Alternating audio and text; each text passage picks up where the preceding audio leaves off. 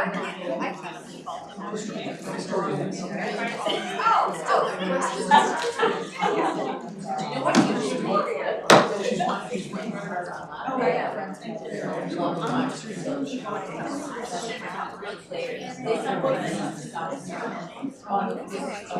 as they can hear me. Yeah, let me forget my water.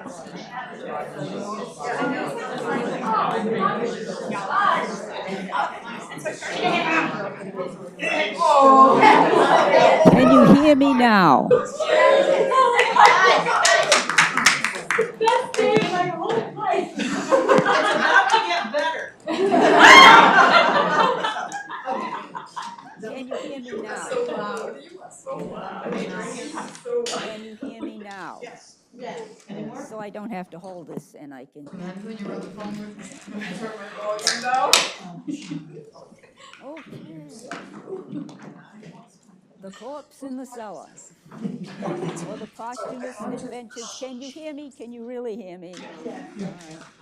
The Posthumous Adventures of Sheriff George Corwin. Okay. Let's see. Well, if you go on some of these Halloween-type ghost tours in Salem, the guides will point to the spot where Sheriff George Corwin's house used to be, and say that the current building is haunted because he is still buried there, or he used to be buried there. Well, they sell you a lot of things in Salem. Trying to avoid libel here.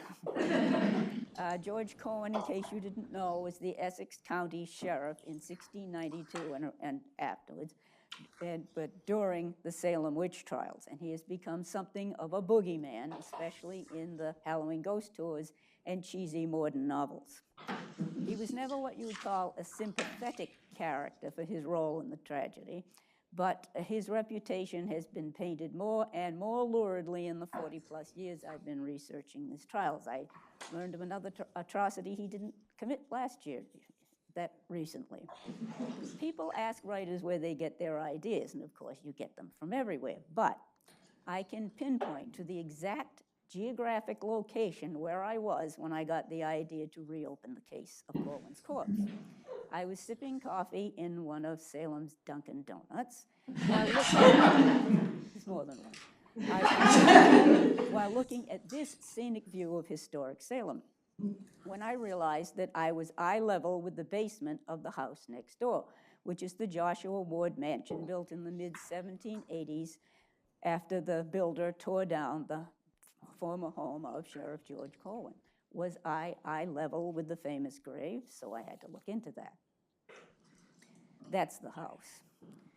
When I photographed the view, the building was then the editorial headquarters of Higginson Book Company, purveyors of genealogical and historical reprints. And it is currently the Merchant, a boutique hotel. But if you Google the topic, you will find accounts of the basement burial and the haunting on websites ranging from Gothic blogs to the FDIC. This is the basic story. George Corwin's actions during the Salem Witch Trials earned him such enmity that when he died, Philip English, one of the witch suspects who escaped, took revenge by stealing the corpse. I said this was popular with the ghost tour. The corpse, however, is also said to be buried in the basement of Corwin's own home before, after, or instead of the theft. There are different variations on the story, but here's another view which shows you where Dunkin' Donuts is. There's several variations. The population in general wanted revenge, just Philip English specifically, or English put a lien on the body to ensure payment of the debt. Corwin's family buried the body in the cellar to prevent the theft. English stole the body before the funeral, held it for ransom, or the family buried it in the basement after they ransomed it, or before, so that they wouldn't steal it. Sheriff Corwin's ghost supposedly haunts the site still, or the ghost of his uncle Judge Jonathan Corwin, who didn't live there, or the ghost of victim Giles Corey, who didn't have anything to do with the house, along with assorted anonymous poltergeists, as you can see. The website for the FDIC, which had to foreclose on previous owners of the property, is a little better. It's a little more low key, but not necessarily as accurate as it could be. But according to them, when they asked the Higginson Books staff, the staff said that they didn't think they were haunted, but if any past residents might like to pay a visit, they were okay with that. But first, who is George Corwin? The name has been spelled variously, sometimes by the same Corwin. Sheriff George was a grandson of Captain George Corwin, whose eldest son, Captain John Corwin, was the father of our George. The father's younger brother, Jonathan, became a judge in the witchcraft trials, and it's his home that survives in Salem, saved and restored by Historic Salem Incorporated, turned over to the city, and it is now open for tours, and on a much more historical basis than when I first went there. It's good now. So the younger George was a merchant, like most of the men in his family, and like his father and grandfather, a captain in the militia. As such, he was part of the United Colonies' 1690 expedition against Canada, intended to end all of the frontier raids attacking English settlements by French coureurs de bois and their Wabanaki allies. The result of the expedition, because of smallpox and storms, was an exchange of some captives, a lot of taunting from the people of Quebec, and a crippling war debt. On the way home, winter storms hit the flotilla of New England ships, sank some of them, marooned others on islands over the winter, and sent still more off course as far as the Caribbean. George survived. He returned to the small house he'd grown up in near Salem's waterfront. It's been filled in since then. The house that was now his after the deaths of his father and grandfather. Probate records for George's own estate would itemize one room upstairs, one room downstairs, and a wash house somewhere on the property. We may assume a garret and a cellar with a dirt floor, which sounds like a modest dwelling. And this is my map of the general area. And you can see that the South River has been filled in quite a bit. The star with the circle around it is where the ward house is now. The star in the upper left is the Jonathan Corwin house, AKA the Witch House, which still stands just to orient you. And now that things have been filled in, that's where you find it. And the waterfront is now a parking lot. Big surprise. So when the witch panic began in early 1692, Massachusetts was still operating under a provisional government in place between the armed rebellion that had kicked out and imprisoned for a while the royal governor, Sir Edmund Andros, and whatever rule London saw fit to allow them next, and they didn't know what that was going to be. They had just learned that they were going to get a new charter making the government legal, but that didn't arrive until May of 1692. And when it did, they were obliged to re-examine all the laws of Massachusetts and make sure none of them contradicted English common law. They also readjusted some of the county offices and a few other details of government. And prior to this, the highest county office was marshal, a post held in Essex County at that time by the Salem upholsterer, George Herrick, who was responsible for the earliest arrests during the panic. But under the Reconstruction, the government replaced that office with sheriff. Herrick continued as undersheriff, but the legislature appointed 25-year-old George Corwin sheriff of Essex County. Herrick is under him. And family connections might have helped here because George's father-in-law, Bartholomew Gedney, his paternal uncle, Jonathan Corwin, and his maternal uncle, Waitstill Winthrop, would all be judges on the witchcraft court. Helps to know people. So as sheriff, George was responsible, with the help of the undersheriff, a pool of local constables and various men temporarily roped in as deputies, for making arrests, delivering suspects to the various local jails in Ipswich and Salem. One wasn't big enough. Seeing that prisoners were transferred to and from the jails, calling coroners, juries in case of suspicious deaths, confiscating the goods of various parties who had forfeited them, as well as overseeing the hangings of the unfortunates convicted of witchcraft. That's an English or Scottish one. It's not here, but that's as close as we have. Under the old charter, the assistants, the governor's council, acted as a higher court previously, and they sat in Boston, so all previous capital trials, such as witchcraft, took place in Boston. And if there were any resulting executions, that would take place in Boston. But in 1692, the witch scare was so extensive, unexpectedly, that the court went to Salem rather than have all the witnesses and staff come down to Boston. So that's why the hangings for the Salem Witch Trials took place up there, not Boston. And let's see, Governor Phipps, the new governor, institutes a temporary court to handle all this because they can't wait for the judiciary to be reconstructed and a schedule set. People are dying in jail because they're not sanitary. So therefore, all the people who would be condemned at the witch trials were hanged in Salem, and George was in charge of that. The hangings, of course, were the worst part of it, but the confiscations were bad enough. When Sheriff Corwin showed up to seize the goods of a convicted prisoner, this rankled and festered even when the prisoner survived and outlived the panic. Survivors, kin, descendants, and generations of later historians have hashed over whether or not this was legal or whether he was lining his own pockets. In either case, he was certainly thorough. According to Robert Calf, a commentator soon after the trials, this is what happened when he shows up at the Proctor household. John Proctor and his wife being in prison, the sheriff came to his house and seized all the goods, provision, and cattle that he could come at, and sold some of the cattle at half price, killed others, put them up for the West Indies in barrels, threw the beer out of a barrel, carried away the barrel, emptied a pot of broth, took away the pot, and left nothing in the house for the support of the children. No part of the said goods are known to be returned. The youngest Proctor child was a toddler, but the oldest one, as Calf didn't mention, was 34 years old.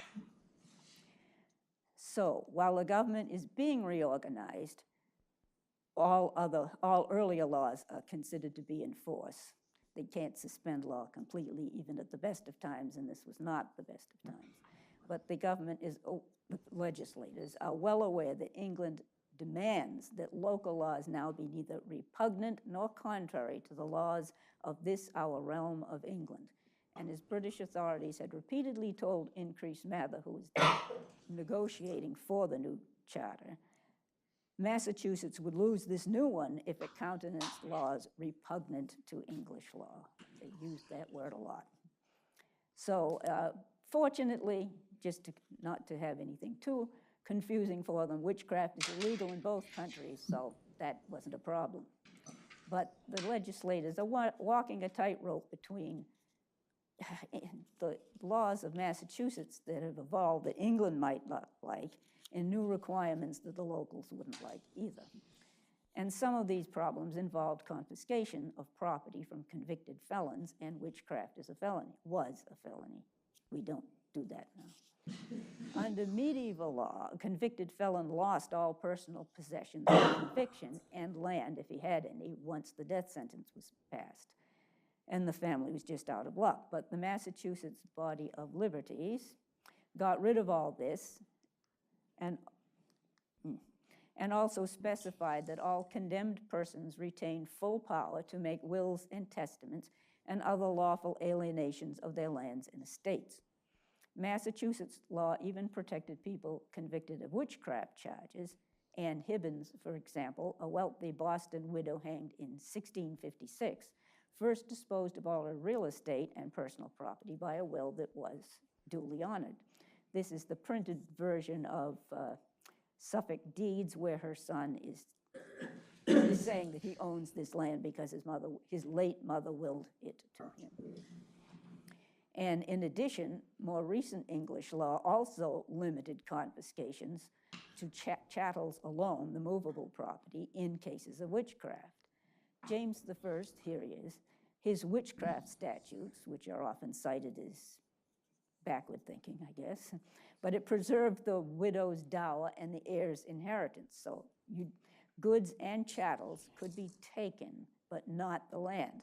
So the idea that is so beloved of tour guides and other commentators is that people accuse their neighbors of witchcraft in order to get the land from them, and that doesn't work. It's fake news.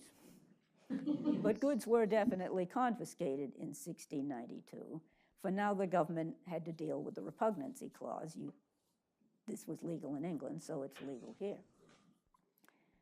Let's see, and England, it had agents roaming around taking note of any possible violations. Mostly they were looking for import-export taxes that weren't being paid, and they never complained that anything was going wrong with the witch trials. So that wasn't a problem. But let's see. Still, there is a conflict of what is and is not legal with this, and armed with a confusion of laws, Sheriff Corwin and his men proceeded against the accused during the summer and fall of '92. And one task was to prevent a felon's family from hiding or selling the chattels before the government could take possession.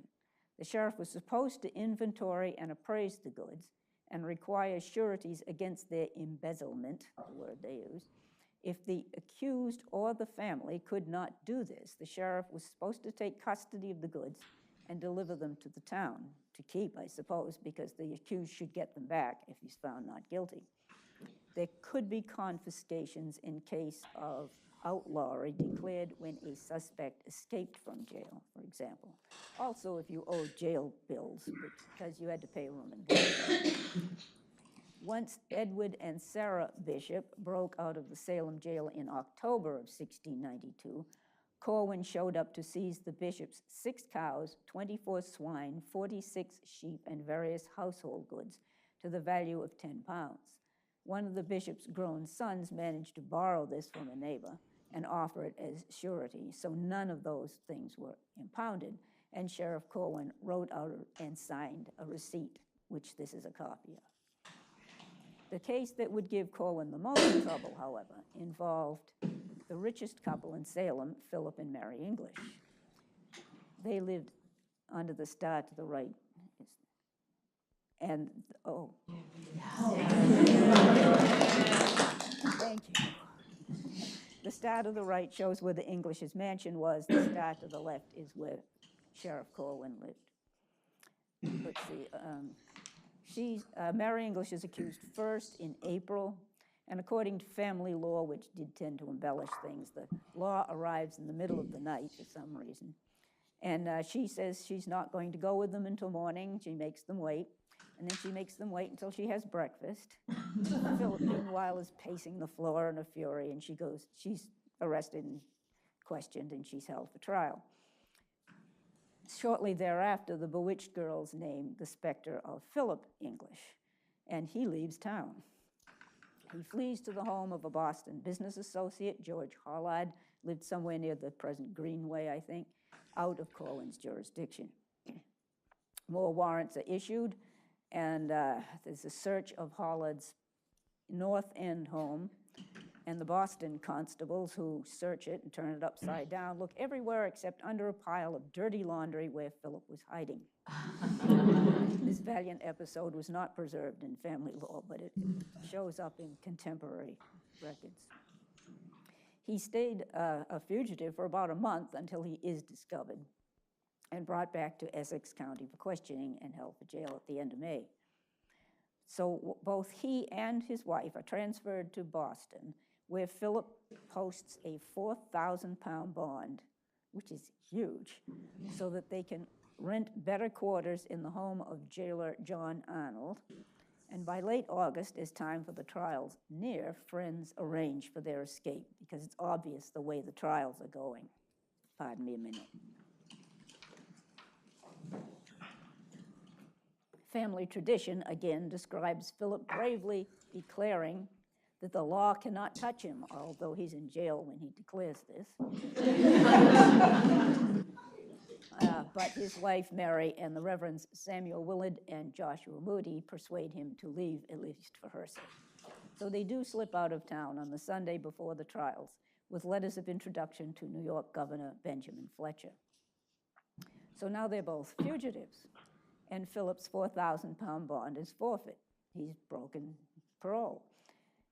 And so Sheriff George Corwin and his men show up at the house and the warehouses and everything else English owns and confiscates 3,183 pounds, 2 shillings worth of goods from English's home, shop, wharves, and warehouses.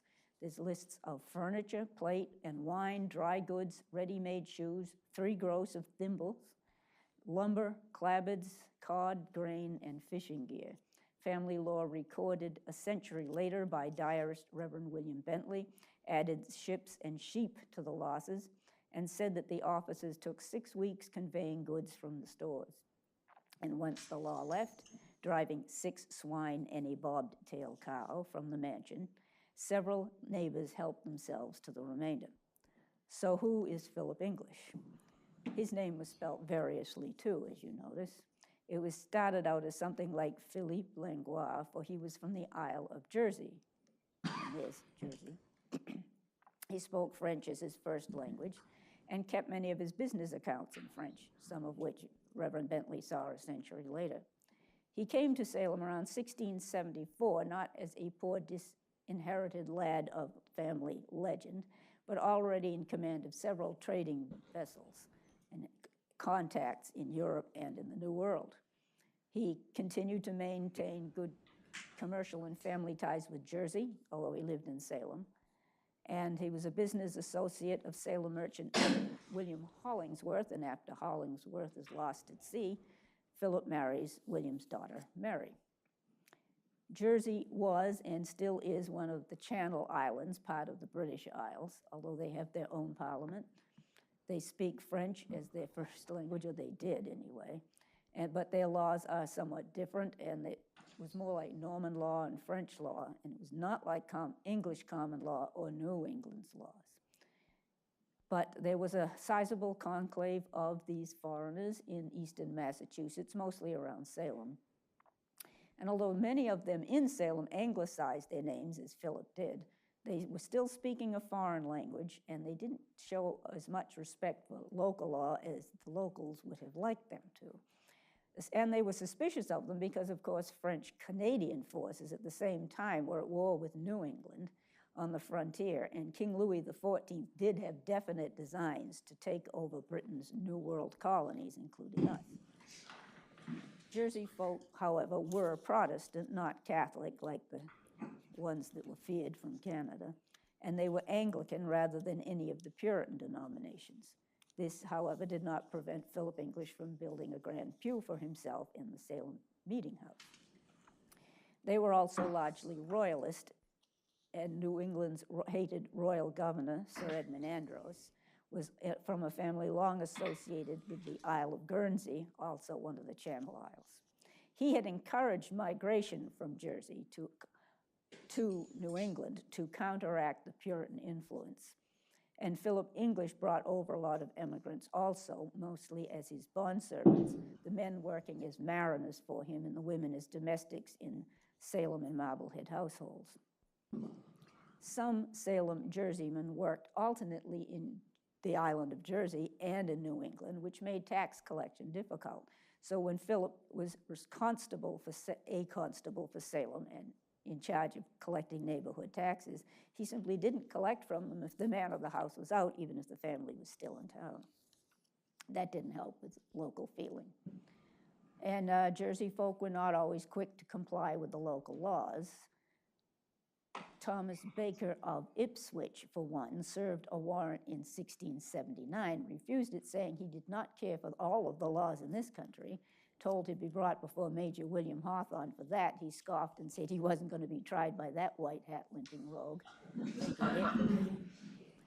But one difference between English and Jersey law was that would concern Corwin, was that in Jersey, a creditor could not collect from a bankrupt estate unless he assumed the whole estate, debts and all, an expensive proposition. So Jersey merchants were really quick to sue before a debtor could escape with that way out. And early New Englanders are known at being litigious. They had quarterly courts for their cases. The Isle of Jersey, there was a weekly Saturday court just for the creditors. So Philip English was very quick to sue and foreclose. He, even when the debtor thought he'd made arrangements to pay, he sued non-Jersey locals, fellow Jerseymen, and his own father-in-law's estate. And the business transactions with him gave people nightmares they later interpreted as visions and remembered when the witch scare came on. As the richest man in Salem, he built a many-gabled mansion known for generations as English's Great House, an oak-timbered, brick-filled frame covered by clapboards without, plaster within. Even the cellar rooms were furnished with stone floors, plaster ceilings, great hearths, and bake ovens. The house had, among other amenities, pantries, a counting house, a shop, a sundial over the southern door, and 2-foot-high roof ornaments on top of the gables. Later generations of heirs divided the house into rental units, and as weathering facade gables fell into disrepair, replaced them with rows of dormers in the upper attic story, so that locals now call the place the 40-peaked house, which is more gables than 7. Those are real. Diarist Reverend William Bentley noted in 1802 that the place was still sound, but after hard usage as rental property and standing empty for some years, it was demolished in 1833, unfortunately. As they destroyed it, workmen discovered a secret garret room, presumed to have been built as temporary concealment in case of another outbreak of witch accusations. They always associate it with the witch trials. But there's where it was in the neighborhood, and Philip's inherited land went all the way down to the Salem Harbor. Here's what that is today, filled-in land. And the house with the 2-story porches is where it used to be. So, early in 1693, Philip English is back from New York. He petitioned Governor Phipps, accusing Sheriff Corwin of illegally removing goods, chattels, and merchandise from him and from the other defendants the summer before, and now he wants Corwin to produce an inventory and bring it before the governor. Phipps does issue the order, and Corwin did appear before Phipps in March 6th, when he promised that the goods would be returned to English on demand. This did not happen. Phipps issued another order in April for the return of all the goods in full quantity and quality. This is a terrible image, but it's what I have of the inventory of what was taken. In 1802, English's descendants showed William Bentley a curious paper which contained a list of the articles taken from the house of Philip English by Sheriff Corwin when English and his wife were taken up for witchcraft. This is not necessarily the one Bentley saw, because this is on file with the witch trial papers. You can see it's extensive, and English itemized everything he could that had been taken. Philip and Mary English had come back in 93 to find the house and warehouses empty and stripped by the law and the neighbors. So Philip set about suing his neighbors and Sheriff Corwin for the return of the goods. He was used to suing, as I said. It's unclear what Corwin did return, or how much, or what, despite Phipps's orders. English himself said that much of what was taken had been squandered away to a great value, and much of my provision used to subsist the numerous company of prisoners, since the frontier war had nearly emptied the treasury, and besides possibly using confiscated goods to feed the many prisoners, if the government had also dipped into that as a way to provide back pay for the officers of the law, this would have made a real mess when it came to sorting things out. It's not certain what happened. But English's lawsuits persisted and dragged on for years, all the way to the Superior Court, where in May of 1694, with former Oyer and Terminer Judge William Stoughton presiding, the court determined that Corwin had been acting according to law and that he and his heirs should be held exempt from any liability relating to the actions of 1692. English would have none of it. In February of 1696, he sued Corwin specifically for the return of a certain cow with a bobtail, dark cow. Remember the bobtail cow? And 5 swine, viz. A large sow and 4 shoats, who had to be grown up by now if they were still alive, that Corwin or others employed by him had taken from or near about the dwelling house of said English, without English's leave or license, sometime in August 1692, and doth yet detain the same, though demand hath been made for them. He still didn't have it. After 1692, just as an aside, the government owed Corwin 67 pounds, 6 shillings, and 4 pence in back pay. Maybe the livestock represented some of that, but it was not wise to keep the bobtail cow. By now, Corwin was no longer sheriff, however, and apparently in ill health. On February 26, 1697, the day Corwin turned 30, Constable John Woodwell made his way through the deep snow that had fallen the day before to present Corwin with a writ requiring him to appear at the May Quarterly Court to answer English's lawsuit. The constable required Corwin post a 15-pound bond as his promise to appear. However, Corwin did not have that, either in cash or in goods, to cover the bonds, so the constable was obliged to arrest George Corwin to make sure that he appeared in court. Constable John Woodwell's return to the arrest said, "I have, for want of the goods, seized the body of the within-mentioned Captain George Corwin and delivered or committed him to Nathaniel Sharp of Salem, the jailkeeper," all of which must have warmed Philip English's heart. So presumably one of Corwin's relatives stood bail because George is back home by April 12th, when he died during a spring snowstorm, which makes it even more dramatic, leaving his widow and a 4-year-old son. On that day, I believe it was according to Samuel Sewell's diary, snow had begun early that day, even though it's April, covered the ground and houses by noon, and froze icicles 7 inches long by 5 o'clock. The snow didn't melt for 3 days, and what happened during those 3 days? The Corwin family tomb was in a pasture behind George's own house, so it's no great distance. Did snow delay the burial, or the fact that he might have been buried on Corwin property means it never left home? But could Philip English have intercepted the body between the house and the tomb, or did he just threaten to do so, leading the bereaved family to bury the body temporarily in an earth-floored cellar, possibly? But partly because the whole matter sounded so bizarre to me, and because diarist Samuel Sewell, he mentioned the icicles, but he did not mention anything going on like that, I assumed that the arresting constable's statement that he seized the body of was later mistaken to mean he seized the dead body of instead of habeas corpus. I therefore debunked the whole story as nonsense in my 2002 book, Salem Witch Trials, a Day-by-Day Chronicle of a Community Under Siege. I demolished the theory and jumped up and down on its grave with great glee, which means you can't believe everything you read. And then I discovered a link to this, an entry in the parish register for Alstonfield, Staffordshire, England.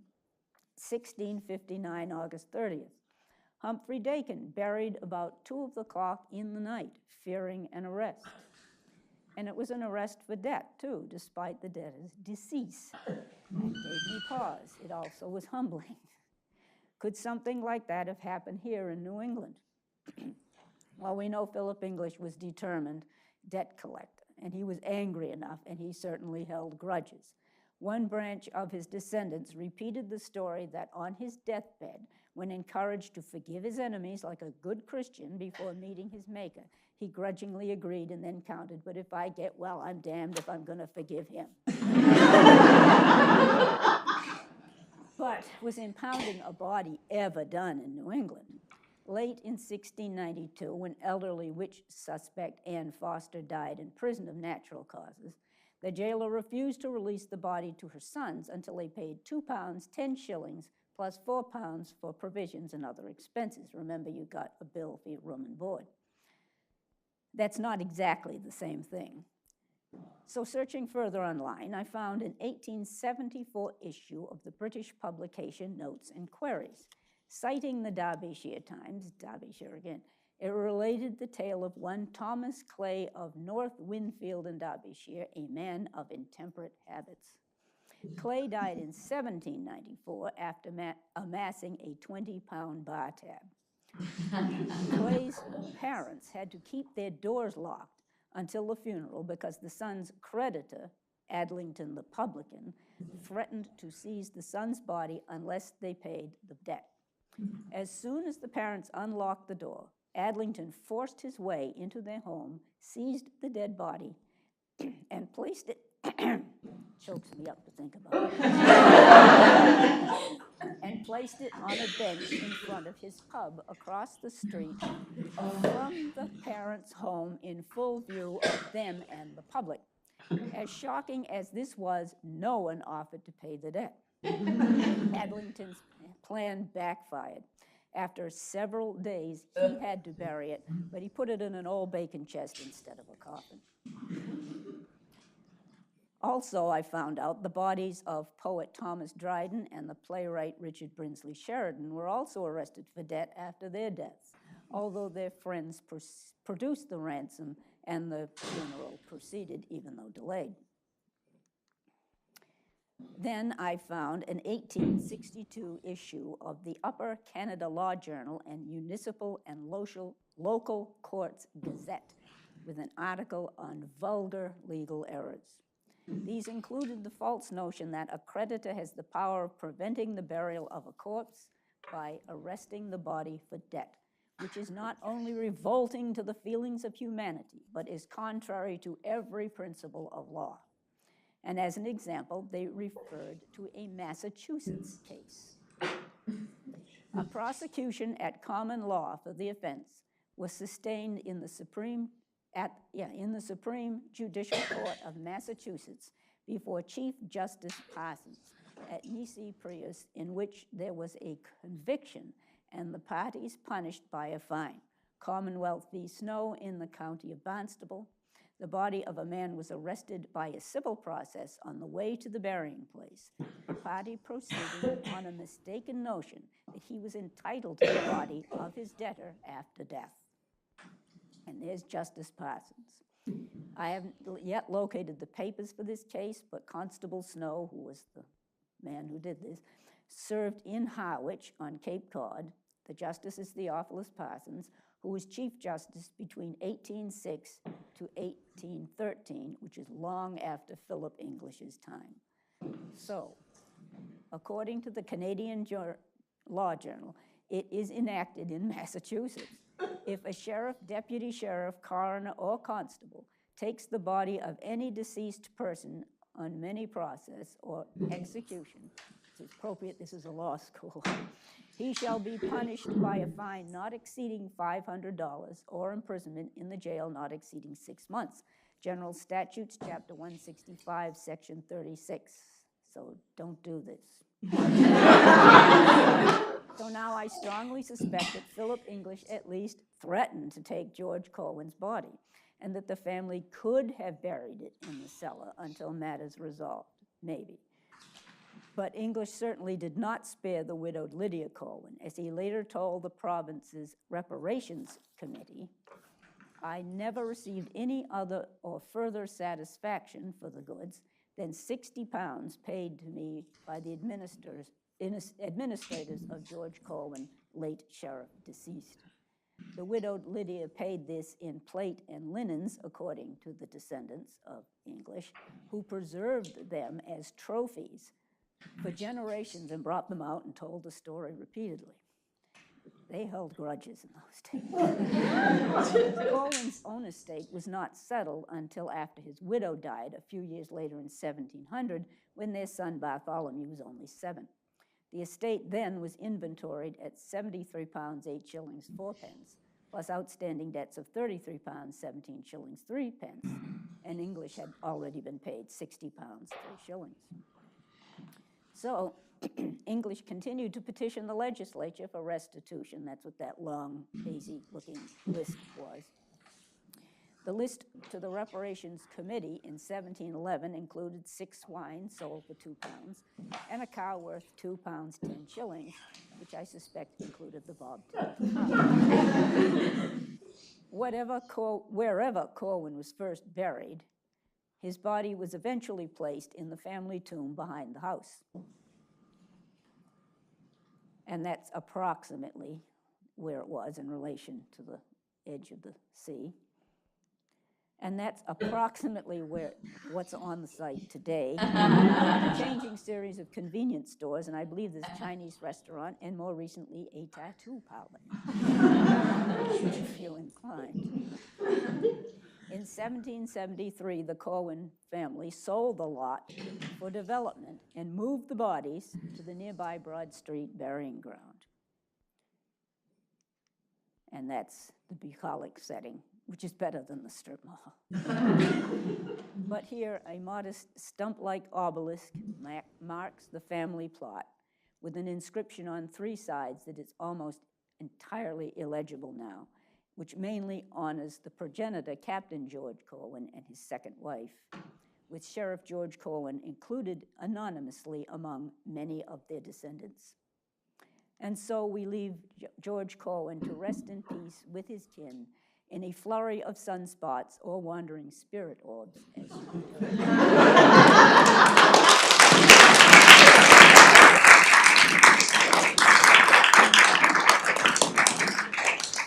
Any questions? Or is it time for Margot?